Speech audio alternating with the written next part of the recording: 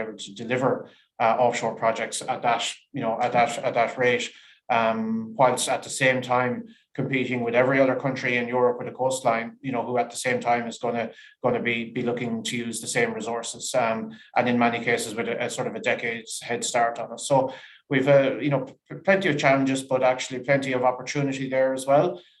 We'll finish up with a Q&A in the same way as we did earlier on. We'll ask you to submit through the Q&A function.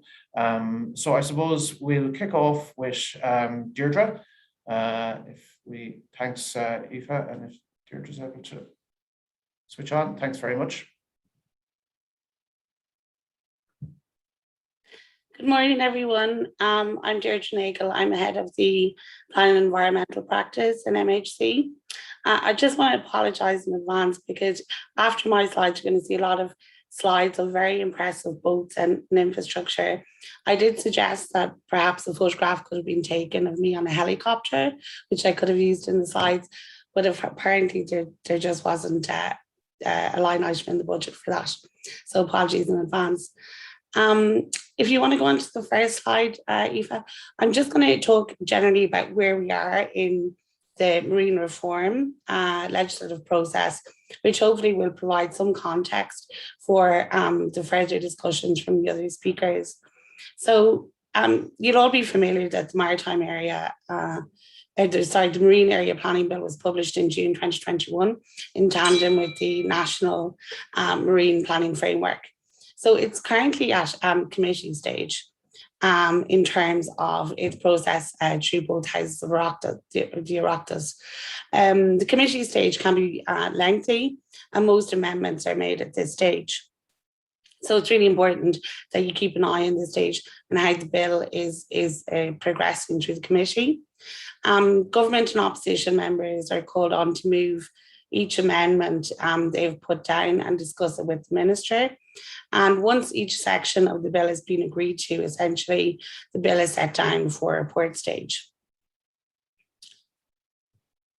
Just the next slide, if you want. At report stage, members can't bring forward any further amendments, and only amendments which arise from the committee stage.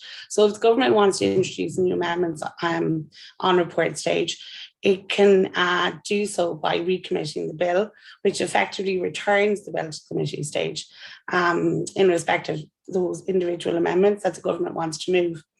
The fifth stage is usually taken immediately after the report stage, and no amendments may be tabled at this. And essentially, it is the process by which the Dáil either agrees the bill, or if there is a potential for division, that it's voted on.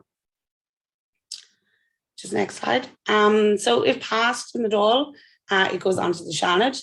And if the Seanad makes amendments to the bill, it is returned to the Dáil, where it goes through some of the stages of debate again. And once passed by the Dáil and Seanad, the President signs it into law. So just again, to give you kind of the key points that are contained in it, one of the big sea changes is the transition from government responsibility, or a particular minister's responsibility, to now an independent agency, which is going to be established, called the Maritime Area Regulatory Authority. So in the bill, MARAS has powers to consider and grant maritime area consent applications, to revoke or suspend MACs. It has powers of investigation, enforcement, prosecution, and promoting and monitoring in respect of compliance and non-compliance of the provisions of both the Marine Area Planning Act and the Foreshore Act. It also must establish a levy framework under which the MAC holders will pay a levy. Next slide.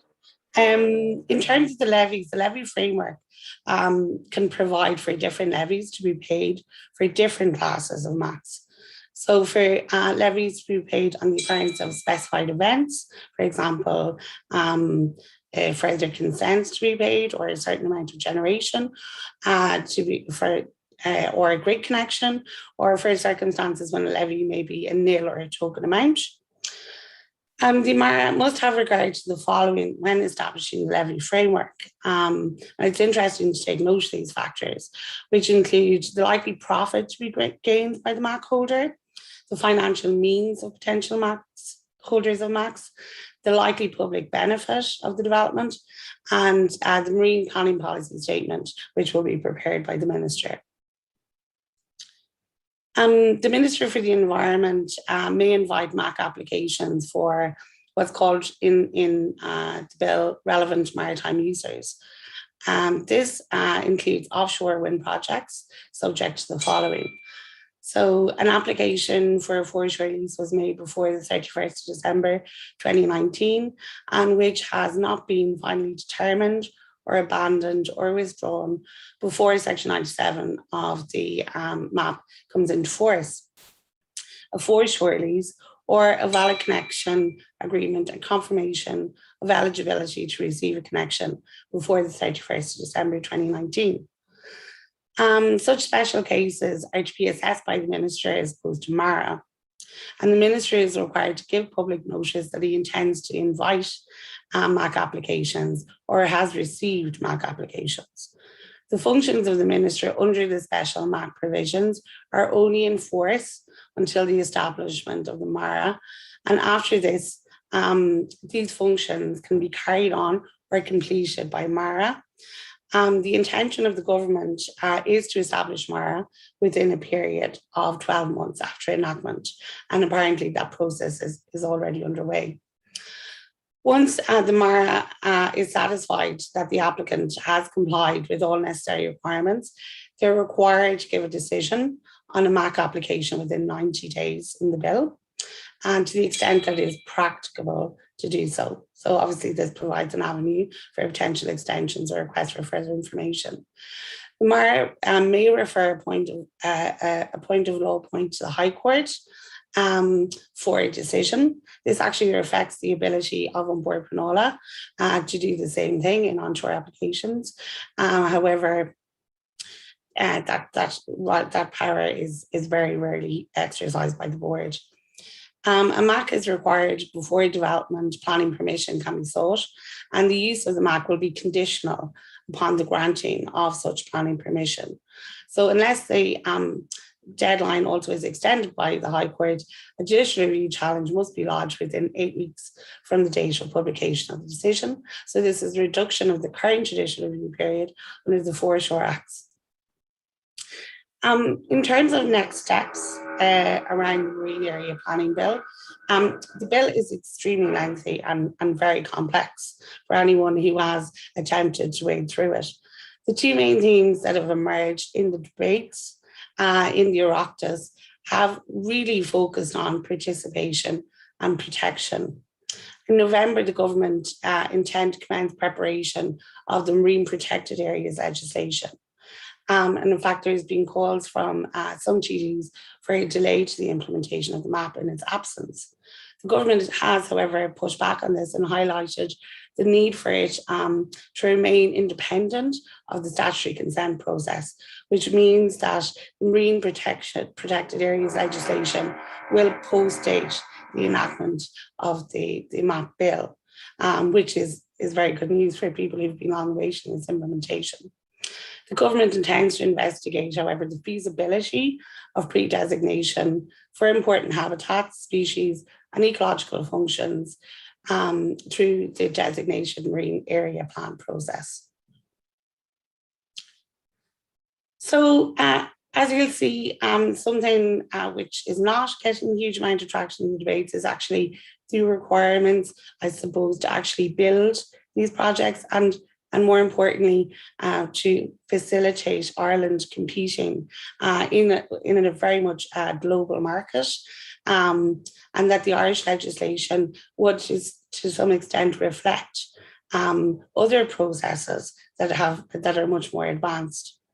In terms of this, one of the particular concerns and the subject of industry is that the requirement for flexibility or the project design envelope is provided for in regulations that are brought into force under the Act.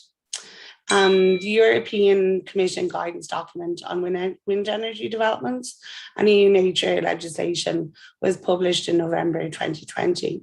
It looks at dealing with uncertainty in assessing and authorising wind energy development. This uncertainty issue is clearly problematic when the planning authority must be informed whether the project has an adverse effect on any Natura 2000 sites or causes any uncertainty in the EIA assessment. But this European Commission notice examines the most practical way of dealing with this uncertainty in light of the precautionary principle contained in the Habitats Directive and EU law more generally. It illustrates a way to incorporate uncertainty in project design into the assessment of significant effects while providing the competent national authority with the certainty they need to assess the level of significance. The case study that's specifically referenced in the notice is in relation to Hornsey 3, which demonstrates the use of the design or Rochdale envelope. This approach to permitting allows developers to cater for emerging technologies in their consent applications and address to some degree the issue of uncertainty in design parameters. Example, for turbine specifications, foundation types during the application process. Under this approach, consent is based on a range or envelope of potential designs, and it has been used in the majority of offshore wind applications in the UK. The envelope approach ensures that the EIA and Habitats Directive are complied with by assessing the worst case scenario for the development. This means that all potential possibilities are assessed, including those with the most potential to impact the environment. Therefore, if permission is granted on the basis of this design envelope, a developer can build out the preferable design contained within the design envelope once construction commences without the requirement for any further consents and or assessment. I just want to wrap up now that with something of a salutary lesson relating to another process that was implemented in Ireland to try and address the housing crisis, another national strategic need. There has been an estimated 7-fold increase in SHDs, which we installed due to judicial reviews from 2019 to 2020, which has significantly hindered the delivery of housing. SHD projects are often controversial due to their scale and potential residential impacts. And the speed at which SHD legislation demands a decision has resulted in a perceived deficit in terms of public participation and a failure to properly scrutinise complex planning and environmental considerations. This has resulted in a subsequent third examination by way of judicial review in the courts, and many planning decisions are being quashed. This is just an example of how an attempt to improve the consenting regime has failed, and it is really important that adequate time and or increased resources needed to examine complex large-scale developments and planning applications are provided. Thank you. Thanks very much, Deirdre. That's the MAP bill in particular, I think, has been a long-awaited piece of legislation that really is going to be key, obviously, from a consenting process going forward. So good to hear that that's progressing and hopefully getting very close now to implementation. So we have Barry Kilcline next, with Barry's head of offshore in SSE Renewables. So is obviously leading on in real time on the delivery of the Arklow Bank project. So right in the thick of it. So Barry, it'd be great to hear from you and your experiences there. So over to you. So thanks, Will, and thanks, Deirdre. And I have to say, I enjoyed the video earlier. I got my cup of coffee already, so managed to catch it. So morning, everybody. My name is Barry Kilcline, and I head up offshore development for SSE Renewables in Ireland. And Will and Deirdre have asked me to come along and give a developer perspective on our nascent offshore wind industry. So given the amount of stuff that's going on, there's an awful lot to talk about. So I'm going to try and move at pace. So please forgive me. Most of you know SSE Renewables, so we're part of the FTSE listed SSE PLC, and our strategy is to drive the transition to a zero carbon future through the development, construction and operation of world-class renewable energy assets. In Ireland, we've got a team of about 1,000 people working across the island. And since 2008, we've invested about 3.5 billion in the Irish economy and voluntarily invested over 10 million in the communities which host our wind farms. And we want to increase that investment further by making a substantial contribution to Ireland's targets, particularly for the offshore wind 2025 and 2030 targets and beyond. And right now, we're building more offshore wind than anybody else in the world, and we're delivering the world's largest offshore wind farm in Dogger Bank. So thanks, Aoife. You're already on the next slide. So look, we've heard from many angles. We're in unprecedented times. And it's really timely that the UN Climate Change Conference, or COP26, is taking place in Glasgow in November.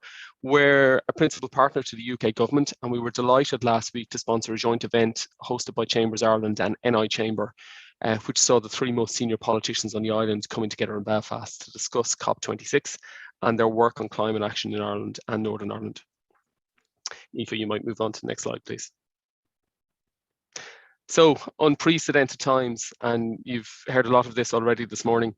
We're facing a code red for humanity, and that an intergovernmental panel on climate change would make that statement is somewhat unbelievable. And it goes to the seriousness of the issue. And you've heard and you've seen the sobering trajectory slide in Tim's presentation earlier. You've also heard from other panelists that we have a generation capacity crisis. So to put some numbers on that, we've had multiple amber alerts being issued by EirGrid, 16 since the start of 2020, compared with 4 between 2010 and 2019. And in fact, 2 alerts were issued in September of this year, and we're not even into the peak winter season yet. Our last 5-year and 10-year average sea temperatures are the warmest on record, and it's great if you're a sea swimmer, but the wider impacts are a bit incomprehensible. So there's no easy and straightforward fix to climate change or to the generation capacity crisis, and there's going to be a cost to the solution. Aoife, please. So what is the solution? To paraphrase our own Taoiseach, the solution, or a very significant part thereof, is a huge expansion of renewable energy production, especially offshore wind, as well as interconnection with France.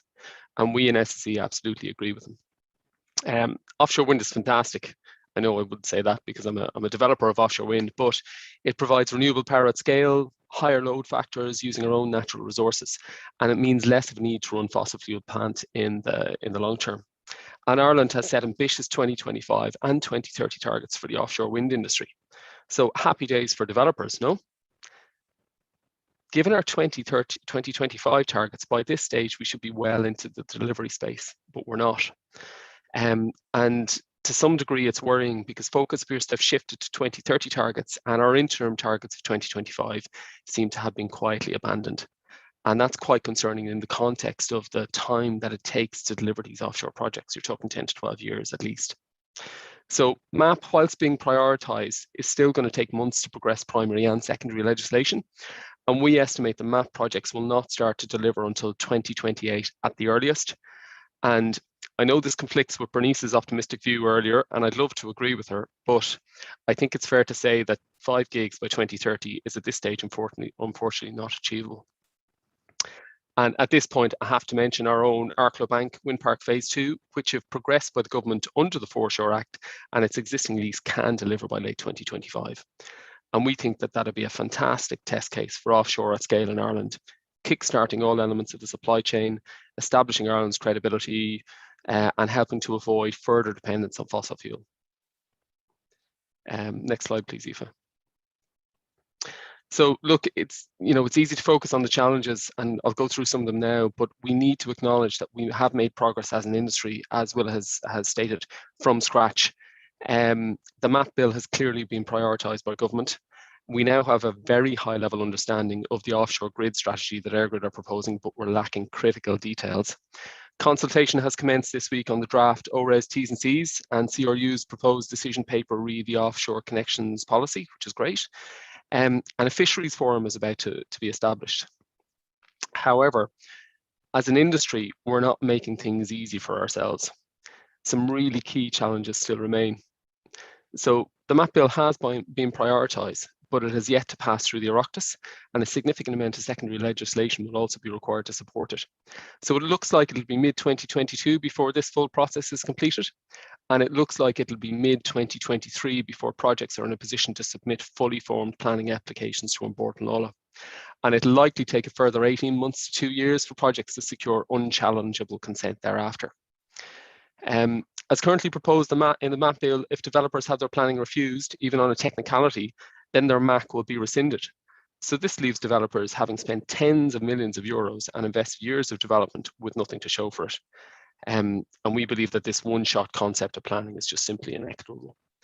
And also, as mentioned by Deirdre, legislation and regulations need to allow developers some flexibility to incorporate technology advances vital to driving cost decreases. And although it's great to see the publication of the draft res T's and C's this week, the auction itself has already slipped from 2021 to the end of 2022 and is very likely to slip further. Of significant concern is the indication that RES will progress without planning as a prerequisite. You know, we've been around this before. We've learned key lessons in the Irish context through the delivery of onshore wind and from the days of the AURs through to ECP. And one of these lessons is you don't know what you can deliver or what it will cost or when you can deliver it until you secure planning and grid. And when you hear discussions re long stop dates linked to events totally outside of the control of project developers, you have to ask yourself, are we setting ourselves up to allocate RES contracts to projects that are never going to deliver? And despite a lot of hard work by department officials, industry is still experiencing significant delays in the processing of foreshore licenses. And all of these wrapped together are the types of issues that erode the credibility of the Irish market in the eyes of the international supply chain. And look, that might be okay, you might be able to deal with it, but it's particularly concerning when you consider that Ireland is a really small fish in a very big pond. We're competing with much larger markets, well established with much bigger pipelines in an industry where installation vessels are already booked out as far as 2026. And you'll hear some of the other panelists talk about those challenges later. Sorry, if you could move on, please. Look, it's really essential also that we keep an eye on the horizon and we set ourselves up for future success. So as we near 2035, floating solutions should have matured to the point where they can be deployed at scale off the rugged west coast of Ireland and allowing us to tap into a brilliant resource. But we need a solution for transporting that energy.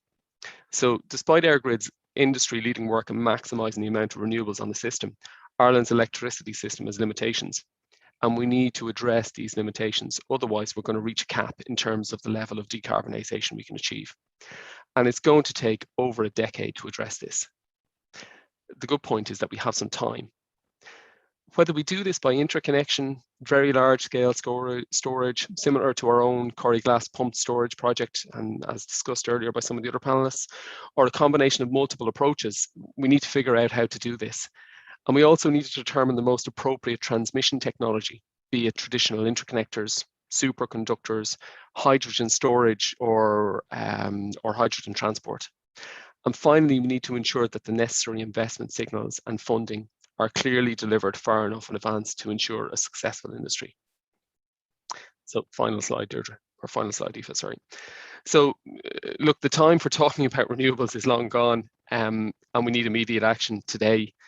We need to deliver as an industry on our 2025 targets, our 2030 targets, and we need to look to the horizon to unlock our opportunities post-2030. And a blatant plug for SSE. We in SSE are 100% ready to work with all industry stakeholders to deliver on those targets. Thanks, Will. Thanks very much, Barry. Really good overview there, actually, of the challenges that we have to address, particularly from that developer perspective. So thanks very much for that. Next up, we have Seamus McCabe from Green Investment Group, and Seamus is going to give us a bit of an international perspective with Green Investment Group's global experience, but also very much bringing it home with their own acquisition of the Skerry Rocks project recently off the West Coast. So really looking forward actually to hearing Seamus's insights. So over to you, Seamus. Thanks, William. Good morning, everyone, and thank you very much for inviting me to the panel. I've been working with the Green Investment Group since 2016, and I've been working across a number of their technical commercial functions. And prior to that, I spent early part of my offshore wind career with SSE working on the Arklow Bank project. So Barry, it's great to see you picking that up and driving that project forward. It's definitely one that's needed to deliver on our 2030 targets.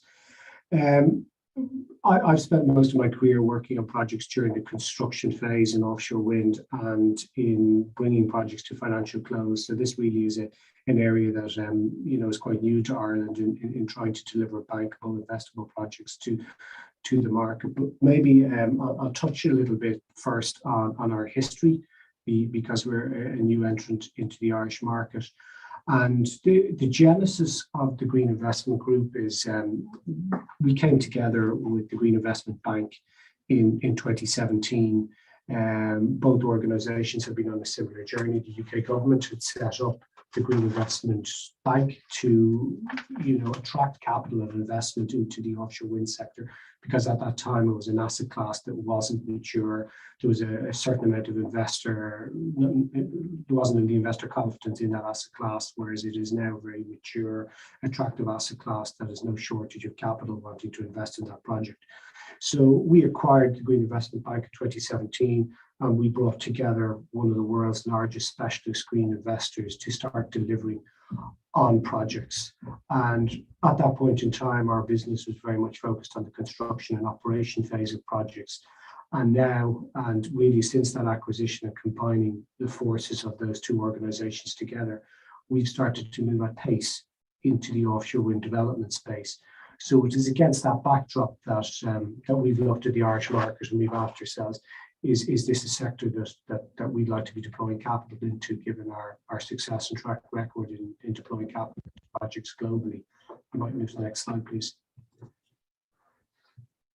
So we're not new to Ireland.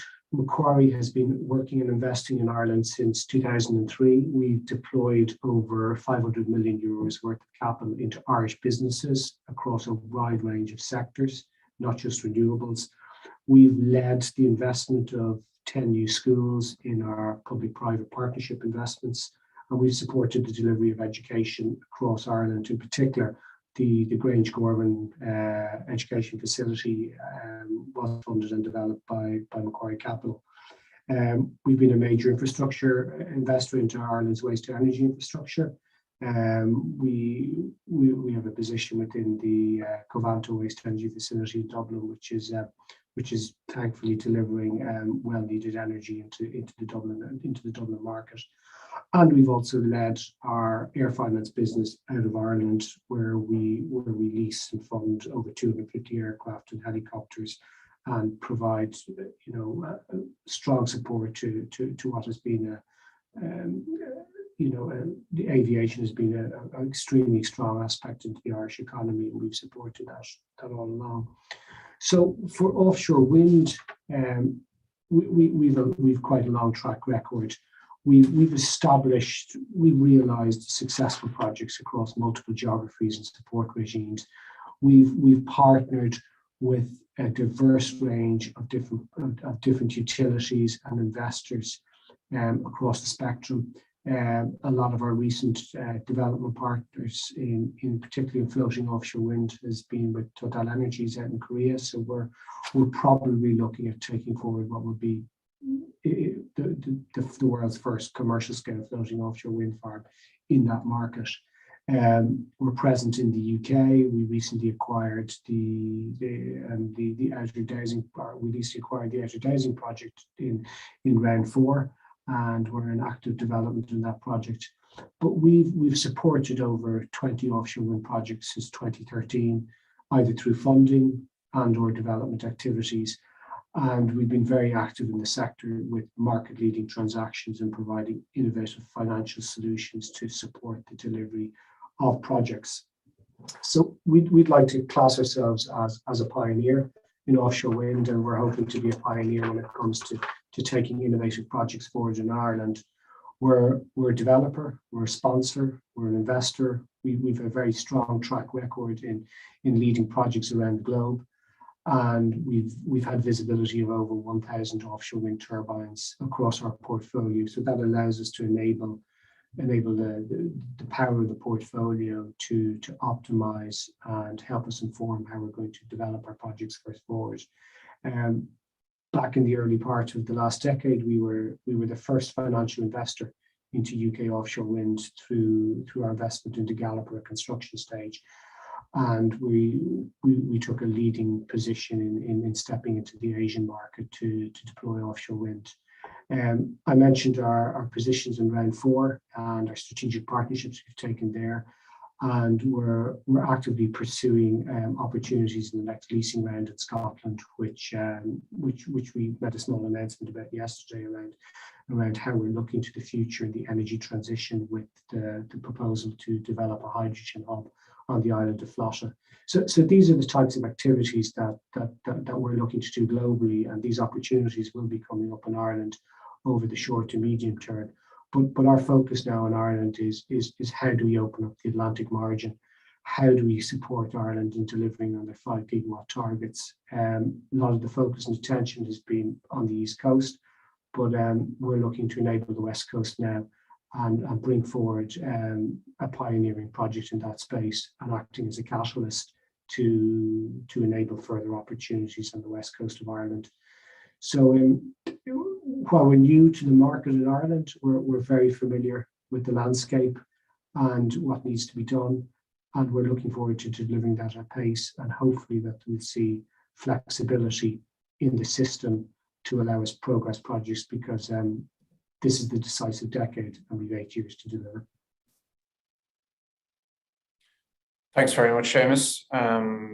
That's great, and it's really, it's critical that we deploy that international experience now into Ireland as well, and we bring those best practices into our domestic industry as we try to deliver on these big targets.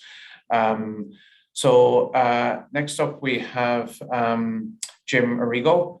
And Jim is a director in the Energy, Climate Action and Infrastructure team in AIB, and has vast experience in the provision of debt finance for onshore and offshore through AIB's existing activities projects. So really looking forward to hearing from Jim now and what's involved from a lender's perspective, actually, in looking at these projects and getting comfortable that they're bankable. So over to you, Jim. Hi, everybody, and thanks, Will, for giving me this opportunity to speak to everybody. I suppose I'm gonna start off with the assumption that people have heard of AIB before in an Irish context, one of the pillar banks. But I would call out that sustainability and climate action has become very much at the core of AIB, and sustainability is a core part of AIB Group's strategy. We've achieved an A rating under the CDP scheme. We're the first bank in Ireland to issue a green bond, and we've actually issued 2. And we've set ourselves a target of bringing our operations to net zero by 2030. So at a group level, we're very much leading the way on sustainability, and as part of that, and supported by our CEO, Colin Hunt, who's ex-Macquarie, we set up in 2017 a dedicated team to support the rollout of renewable energy and support climate action. So the team that I'm on, I suppose we've grown to be quite big. There's 22 of us based in Dublin, and we've a similar amount of people based in the UK, and we're focused very much on renewable energy and also other infrastructure assets. We've been growing at a fast pace. We're the fastest growing part of the AIB loan book at the moment, and since 2017, certainly we've completed over 50 transactions, and so it's a big part of what we do. It's grown to be a big part of the capital markets part of the bank. When we're thinking about establishing the team, and obviously the team is actually too big for Ireland, as in we're not dependent on Ireland for for projects. And so about half of what we do is fund Irish projects. But as the to avoid I suppose the pun, to deal with the intermittent supply of projects, we also work on projects in Europe and the UK. This working on projects outside of Ireland also has allowed us to gain experience in areas where projects don't exist in Ireland but are coming down the tracks. So our first solar deals were done outside of Ireland. Our first anaerobic digestion deals were done out of Ireland, and actually our first offshore wind deals were done obviously outside of Ireland. So we've covered a range of technologies and also funding structures. So we're not only are we in just your simple plain vanilla project finance structure, but we've done portfolio financing, minority holdco financings, which is very common in the offshore wind sector. And also we've done a number of corporate PPAs, both in Ireland and elsewhere. But I suppose leading into the area of offshore, we identified early doors that offshore, has to be, a big part, as other people have said on the panel, a big part of the solution, a big part of Ireland getting to net zero. And so we identified very quickly that we need to get into this, and we're not prepared to wait until the projects come to Ireland. So a number of years ago, we did our first offshore wind project in the UK. It was a refinancing of an operating project. So that was we started off with something relatively easy, and since then we have completed a number of transactions, and we're supporting projects in construction, projects in the UK and also in Europe.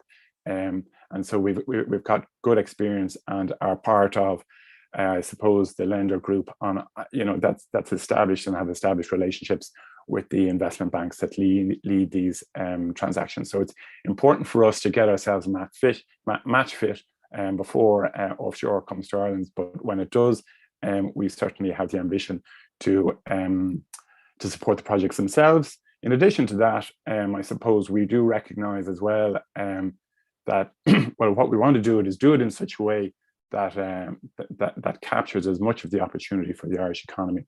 And so by being involved in these projects, we also are getting a greater understanding of them. And what we also would like to do is, as a bank, support the development of the supply chain, which has been mentioned before and will be mentioned again, because we see a key part of this is, Ireland Inc. wants to capture as much of the value in the supply chain, and also, to make this rollout happen as efficiently as possible. We see that as an important part. So it is something that AIB also has an ambition to be involved in.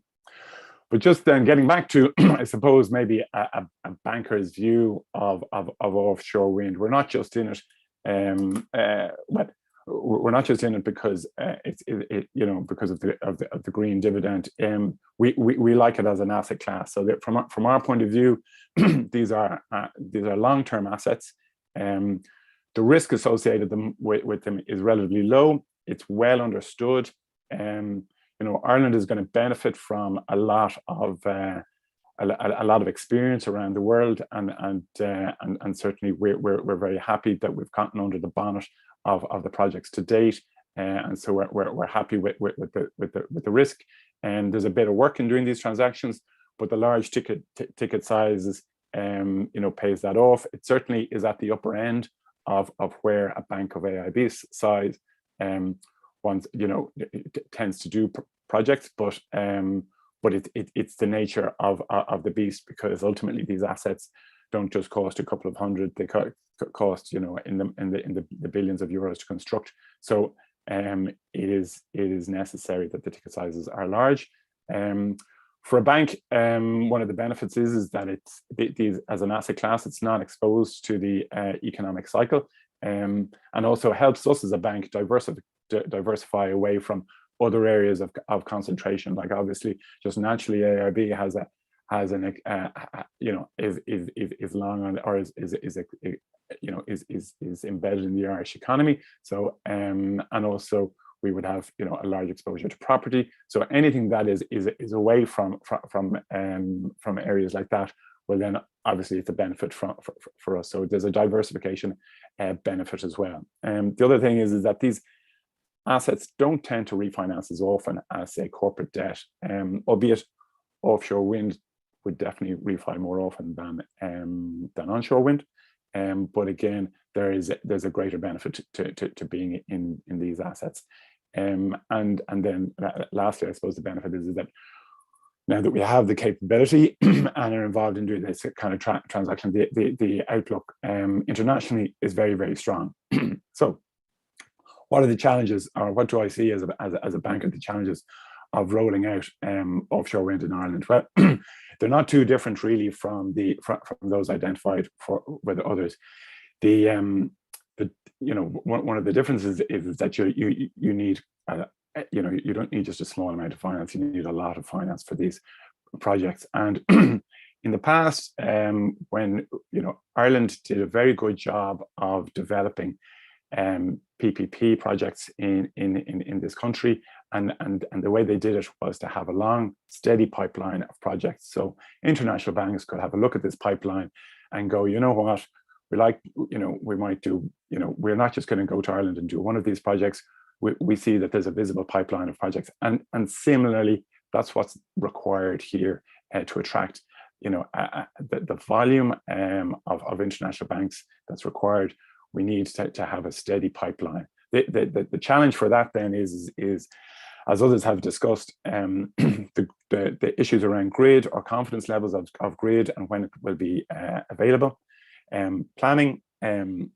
Anybody who's involved in the onshore wind industry knows, like Ireland seems to have made an art form of making planning difficult, and it seems to be in areas that aren't really core to actually the environmental impact, it can be in areas that aren't that core and to do with underground grid connections and things like that. So we need to solve that problem. So but it's been mentioned before.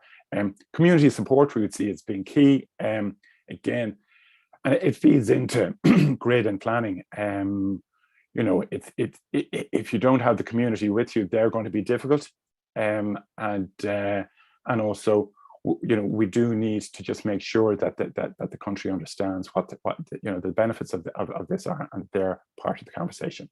Then, as discussed previously, the supply chain availability will be core, because ultimately it's one of the things that comes up in an offshore wind analysis versus say an onshore project is that when certain assets like boats will become available, when slots in manufacturing, it's a much bigger part of the due diligence, and that will be key to just banks becoming confident that projects can get delivered on time.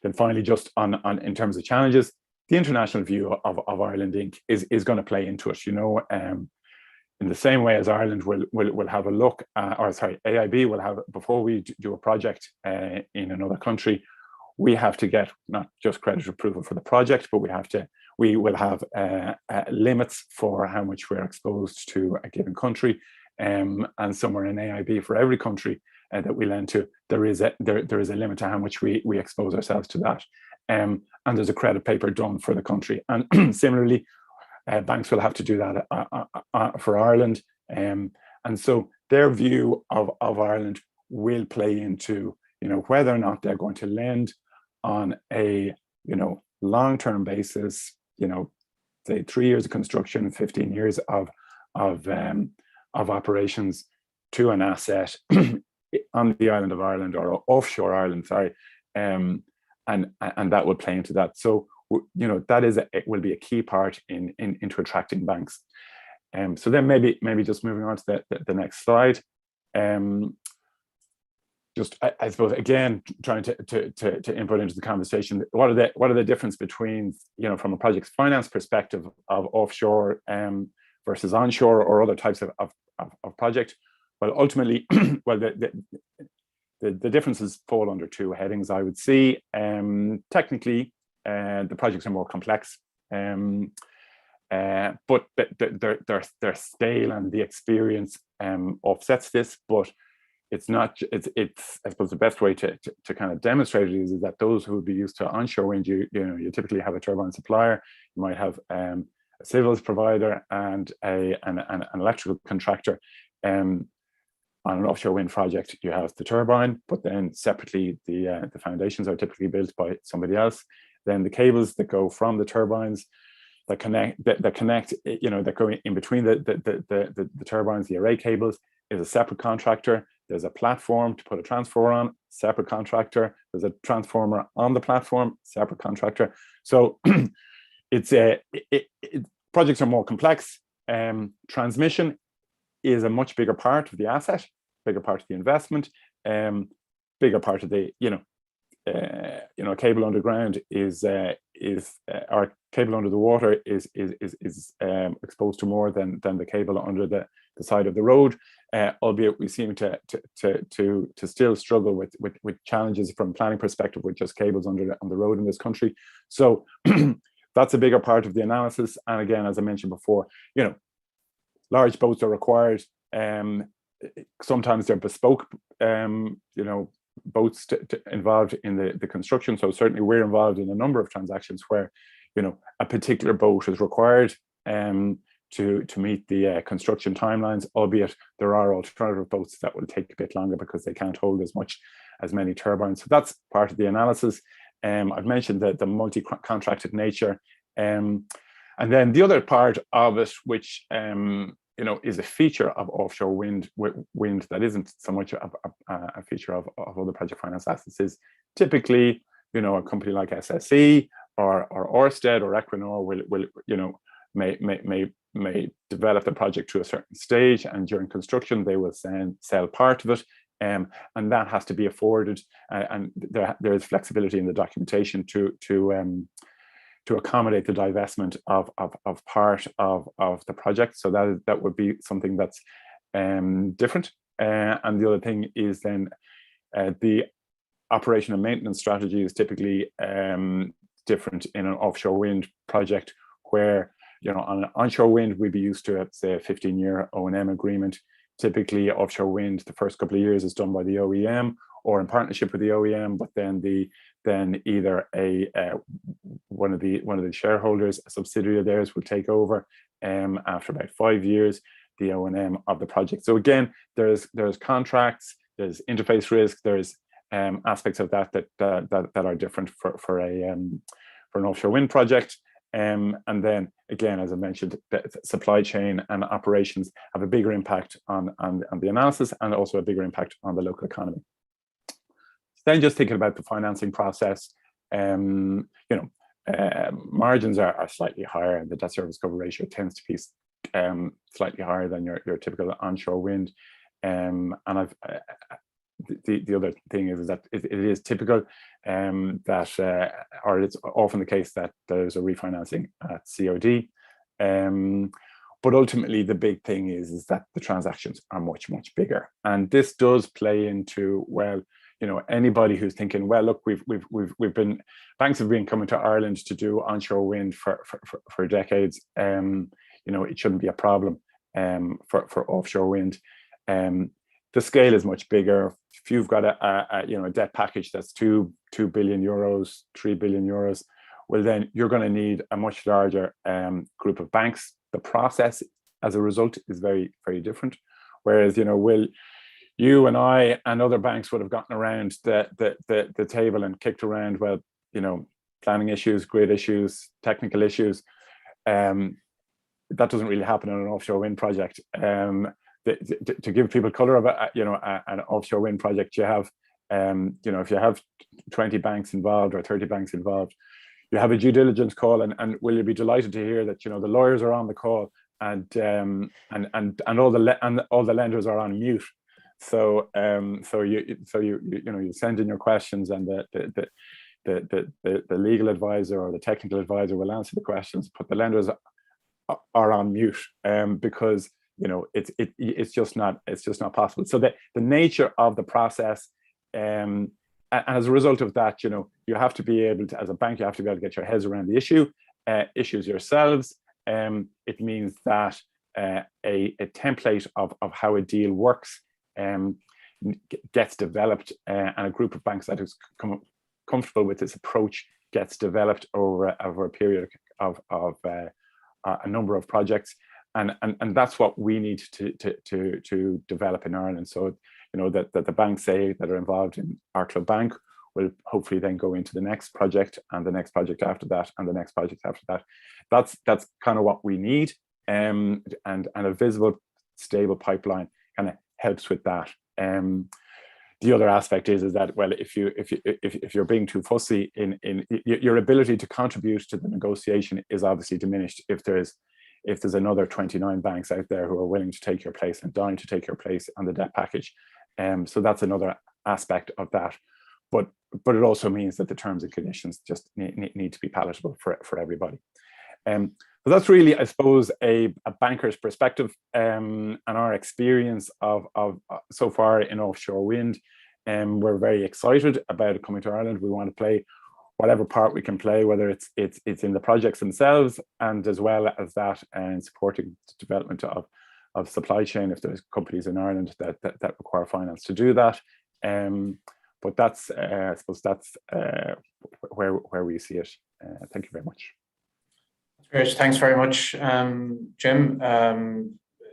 Good snapshot actually of some of the things that come up for consideration for lenders, and I suppose all of this probably is useful painting a picture for us of the different processes along the stage between the development, planning, the financing. You can see very quickly how, you know, these are lengthy processes, and the ability to deliver, you know, the amount of megawatts and gigawatts that we're talking about by 2030, just really there's a lot to be done in the period left. And actually the next piece of that jigsaw then will be moving from numbers on a page to blades spinning in the ocean and exporting, and actually getting them out there and getting them up is obviously a key part of that process.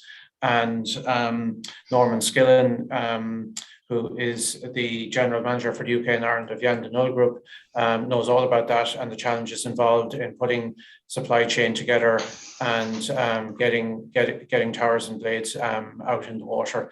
So looking forward to this. Is the bit where we get to see the pictures of the big boats and the jack-ups, etc. So there we go. Thanks very much, Norman. So looking forward to that. Over to you.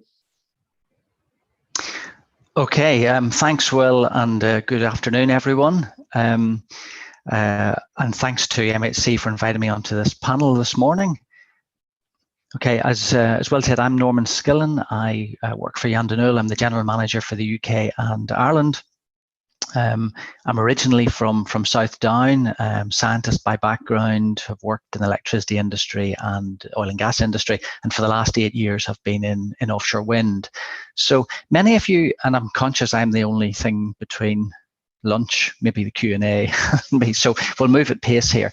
Jan de Nul will probably be unfamiliar to most of you, but Jan de Nul is an offshore wind tier 1 marine contractor. So that means that we work directly for the developers, and we will build part or sometimes almost all of the offshore wind farm.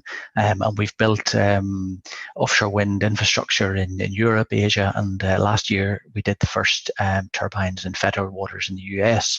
So most of the marine contractors have Dutch ownership in them somewhere, but we're the one that's purely Belgian. We're owned by the de Nul family in Belgium. And I think the way to think about it is we're the type of company that we bring the larger pieces of equipment to the job. So the vessel you can see there is the Isaac Newton's, one of the largest cable laying vessels in the world. And then all the other equipment, smaller vessels and supporting services we'd normally seek locally to help do an offshore wind construction. So you can go to the next slide, please. Thanks, Aoife. Okay, so there's a lot on this slide, but the two things I'd like you to take away, if we think about the offshore wind market to the end of 2030, from today. So on the bar chart in the left, you can just see there's 35 gigawatts of offshore wind capacity operating today, and the bulk of that's in 3 places. It's the UK, China, and Germany. But that market's going up probably by about a factor of 8 by the end of the decade, up to probably closer to 250 gigawatts either operating or in construction. So and that's huge. It's a massive growth. And will the supply chain be able to keep pace with it? And the answer is no. It's going to have some challenges. And I think you can also see in the chart, you can just see the range of countries there. It's quite hard to read, but you can see Ireland there sandwiched between Denmark and Vietnam. Many countries have got 2030 targets, and individual developers obviously have large targets that fit within that. So it's Ireland's coming into really a perfect storm here. And I think the reason why I say it's a perfect storm almost is because the chart on the right from Renewable UK shows the profile of how offshore wind will ramp up globally through the 2020s, and most of it's loaded, or a large portion of it's loaded, into the second half of the decade. And although it's not showing there in the 2028 and 2029 bars, I think it will do within a year or two. So for anybody that's getting started by the middle of the decade, they really are hitting the market when it's red hot. And as a marine contractor, we are signing contracts this year for work that runs into 2026. So it's a case of there's a scramble now for construction support, and it's going to make things difficult as we get into the second half of the decade, because we can see things going tight in the market by the middle of the decade. Okay, if you want to move to the next slide, Eva. Thanks.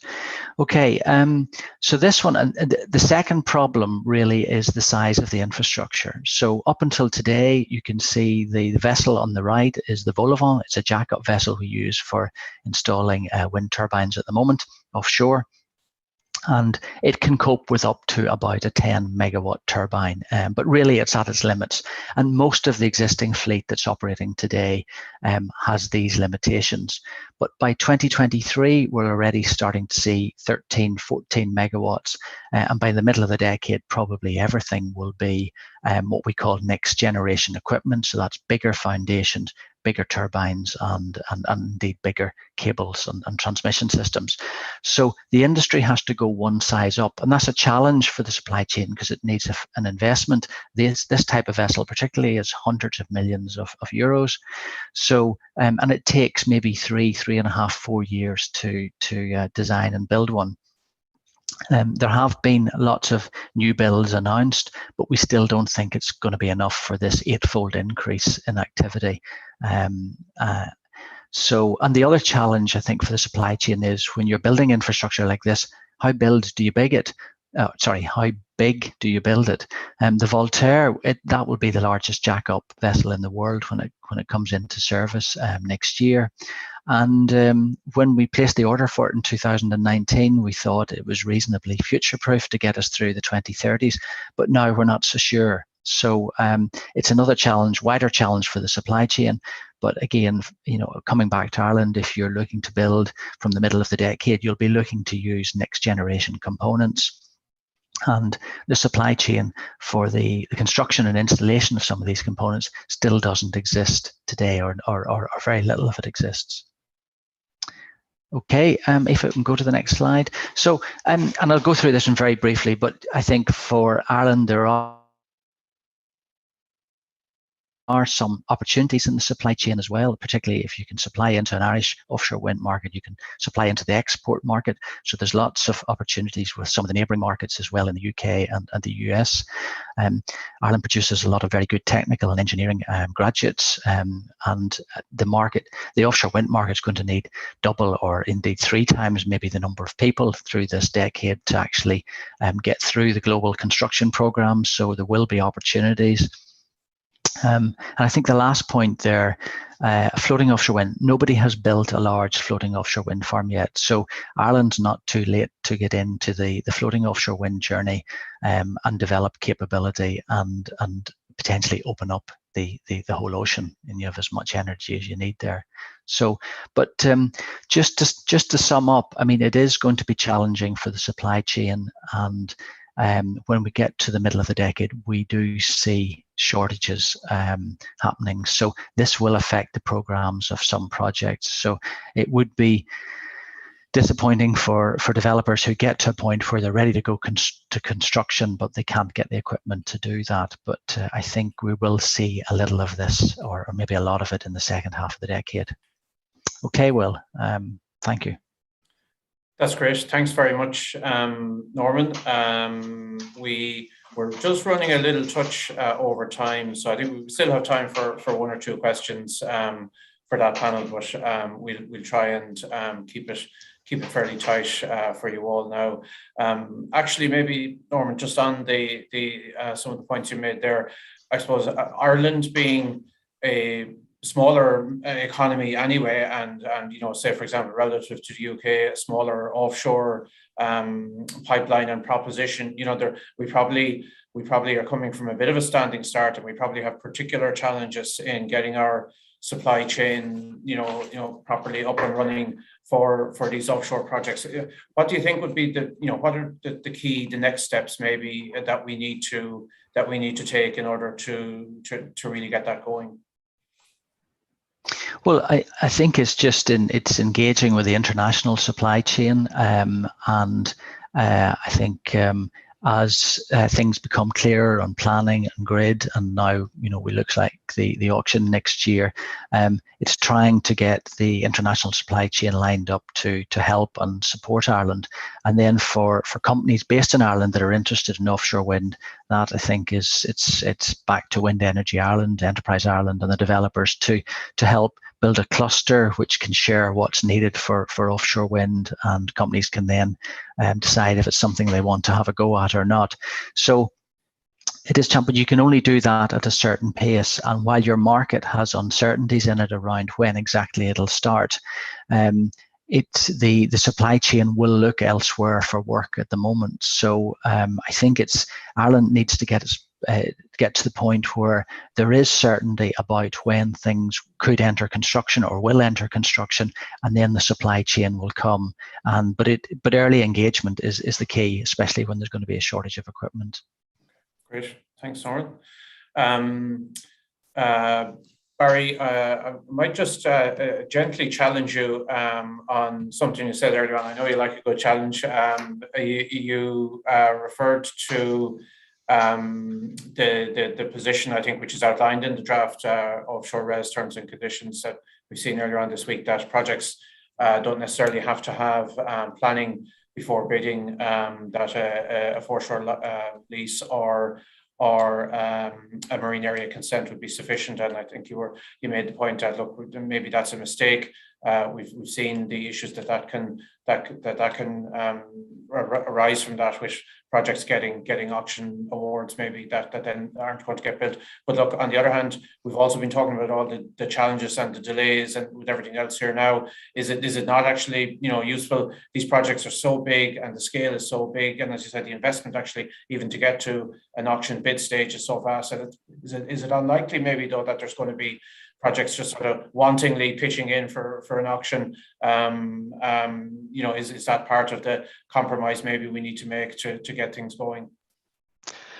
Look, Will, it's a really difficult one. I think everybody wants to make progress within the industry, but we need to look at the scale of these projects and the potential implications of the risks versus what could potentially happen. So, almost all the developers here on this call and elsewhere bear a number of very significant scars from the planning and judicial systems. And as Deirdre says, to ignore those salient lessons is to be setting yourselves up for failure. So just maybe to talk about 2 or 3 concrete examples. So, say we find ourselves in a situation whereby, for example, 3 projects are awarded a RES contract, which is great, things moving in the right direction. One project is then delayed by 2 years as a result of a JR, so its contracts with the supply chain go out the window. The second one is conditioned to maybe 30 of the 40 turbines that it was looking for. So its business case goes out the window. And the third one then is conditioned maybe as a result of a misunderstanding to a particular hub height or a particular noise emission, or, for example, to something which means that it can only work during daytime hours. All three of those scenarios have happened in the past in the onshore space through onboard audit processes, and lots of other similar ones, can be quoted as well. And that puts all of those projects in a position whereby they can't deliver on the business case that everybody, including the banks and the financiers, have signed up to. And that business case formed the basis for, the strike price that was put into the RES process. So, like, we can't ignore the reality of planning risk, and we can't. Ultimately, it's an Ireland Inc. risk. So, it has to sit with somebody, or it has to be mitigated. Yeah. And putting it with the developers, I don't think it makes sense. It's probably short-term gain for, a very long-term pain. Sure. But look, that's my view, having been through the planning system in Ireland and having the scars to bear for it, and understanding the details of the complexity of offshore wind. Very good. Very good. Thanks very much, Barry. I think we probably should wrap it up there. Thanks. I just want to thank the panel for all their presentations. Really, really good, actually. Really good picture that we've painted now, I think, for what's involved in actually delivering on those very big offshore targets. I think it's clear that we can do it.